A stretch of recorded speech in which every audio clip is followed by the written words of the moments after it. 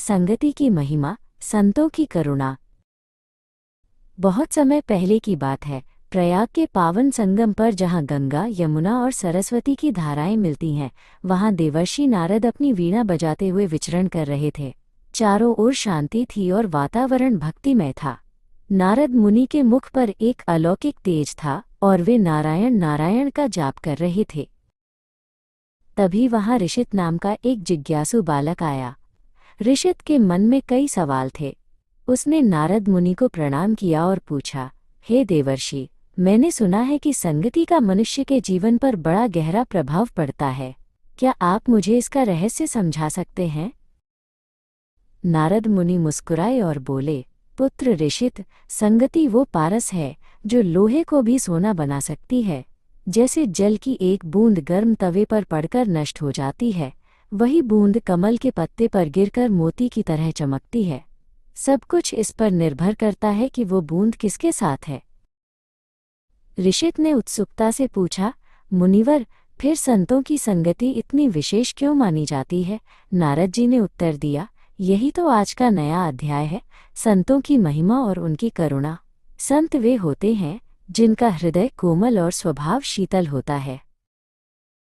नारद मुनि ने समझाया, संतों का स्वभाव फूलों की खुशबू की तरह होता है।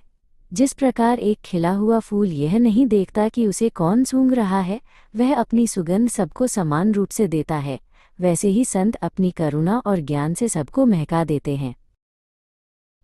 संत पारस पत्थर की तरह होते हैं। नारद जी आगे बोले, पारस पत्थर लोहे को छूते ही उसे सोना बना देता है। इसी तरह जब कोई व्यक्ति किसी सच्चे संत के संपर्क में आता है तो उसके भीतर के अवगुण दूर हो जाते हैं और उसका पूरा जीवन ही बदल जाता है। ऋषित ने पूछा, क्या संत बहुत कठोर अनुशासन वाले होते हैं? नारद मुनि हंसे और बोले, नहीं पुत्र, संत बहुत सरल और निष्कलुष होते हैं। उनके मन में कोई कपट या द्वेष नहीं होता। वे बच्चों की तरह निश्चल होते हैं और उनकी वाणी में शहद जैसी मिठास होती है। उनकी सबसे बड़ी विशेषता उनकी करुणा है, नारद जी ने बताया। वे दूसरों के दुख को देखकर स्वयं दुखी हो जाते हैं और बिना किसी स्वार्थ के सबकी मदद करते हैं। उनकी उपस्थिति मात्र से ही मन की बेचैनी शांत हो जाती है और हृदय में शांति का अनुभव होता है। नारद मुनि ने एक गहरा राज बताते हुए कहा, ऋषित, यह याद रखना कि संतों की कृपा के बिना श्री राम की भक्ति प्राप्त करना कठिन है। जब हम संतों के चरणों में बैठते हैं, तभी हमारे भीतर ईश्वर के प्रति प्रेम जागता है। वे ही हमें सही मार्ग दिखाते हैं। ऋषित को अब संगति और संतों की महिमा समझ आ गई थी। उसने नारद मुनि के चरण स्पर्श किए।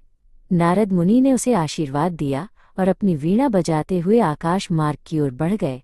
पीछे छोड़ गए ज्ञान की वह खुशबू जो ऋषित के जीवन को सदा के लिए महकाने वाली